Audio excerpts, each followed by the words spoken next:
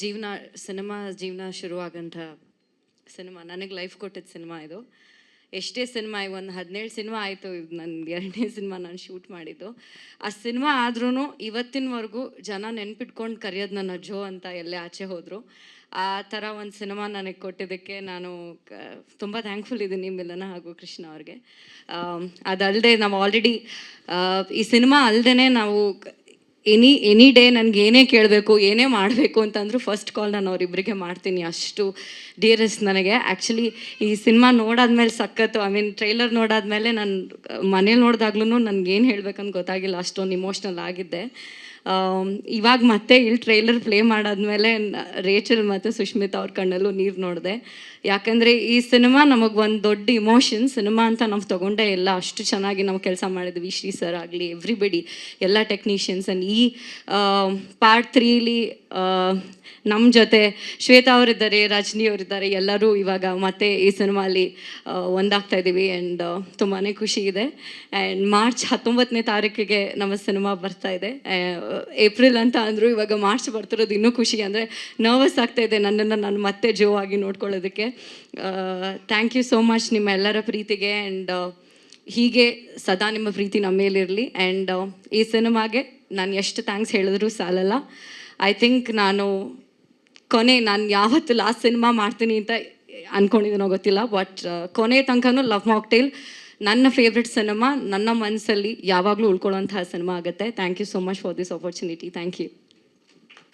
Thank you Amrutha ಅವರೇ. I am sure ಎಷ್ಟೇ cinemas ಬಂದರೂ ನಿಮಗೆ ಎಷ್ಟು ಎಮೋಷ್ನಲಿ ಕನೆಕ್ಟ್ ಆಗಿದೆ ಈ ಸಿನಿಮಾ ಅಂತ.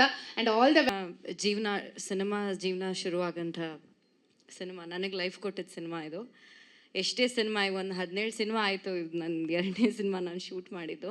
ಆ ಸಿನಿಮಾ ಆದ್ರೂ ಇವತ್ತಿನವರೆಗೂ ಜನ ನೆನ್ಪಿಟ್ಕೊಂಡು ಕರೆಯೋದು ನನ್ನ ಜೋ ಅಂತ ಎಲ್ಲೇ ಆಚೆ ಹೋದರು. ಆ ಥರ ಒಂದು ಸಿನಿಮಾ ನನಗೆ ಕೊಟ್ಟಿದ್ದಕ್ಕೆ ನಾನು ತುಂಬ ಥ್ಯಾಂಕ್ಫುಲ್ ಇದ್ದೀನಿ ಮಿಲನ ಹಾಗೂ ಕೃಷ್ಣ ಅವ್ರಿಗೆ. ಅದಲ್ಲದೆ ನಾವು ಆಲ್ರೆಡಿ ಈ ಸಿನಿಮಾ ಅಲ್ಲದೆ ನಾವು ಎನಿ ಡೇ ನನಗೆ ಏನೇ ಕೇಳಬೇಕು, ಏನೇ ಮಾಡಬೇಕು ಅಂತಂದರೂ ಫಸ್ಟ್ ಕಾಲ್ ನಾನು ಅವರಿಬ್ಬರಿಗೆ ಮಾಡ್ತೀನಿ. ಅಷ್ಟು ಡಿಯರೆಸ್ಟ್ ನನಗೆ. ಆ್ಯಕ್ಚುಲಿ ಈ ಸಿನಿಮಾ ನೋಡಾದ್ಮೇಲೆ ಸಖತ್ತು, ಟ್ರೈಲರ್ ನೋಡಾದ್ಮೇಲೆ ನಾನು ಮನೇಲಿ ನೋಡಿದಾಗ್ಲೂ ನನಗೇನು ಹೇಳಬೇಕಂತ ಗೊತ್ತಾಗಿಲ್ಲ, ಅಷ್ಟೊಂದು ಇಮೋಷ್ನಲ್ ಆಗಿದ್ದೆ. ಇವಾಗ ಮತ್ತೆ ಇಲ್ಲಿ ಟ್ರೈಲರ್ ಪ್ಲೇ ಮಾಡಾದ್ಮೇಲೆ ರೇಚಲ್ ಮತ್ತು ಸುಷ್ಮಿತಾ ಅವ್ರ ಕಣ್ಣಲ್ಲೂ ನೀರು ನೋಡಿದೆ.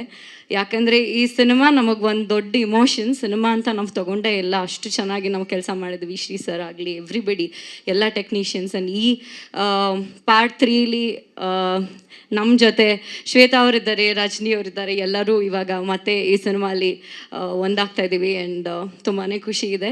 ಆ್ಯಂಡ್ ಮಾರ್ಚ್ 19ನೇ ತಾರೀಕಿಗೆ ನಮ್ಮ ಸಿನಿಮಾ ಬರ್ತಾ ಇದೆ.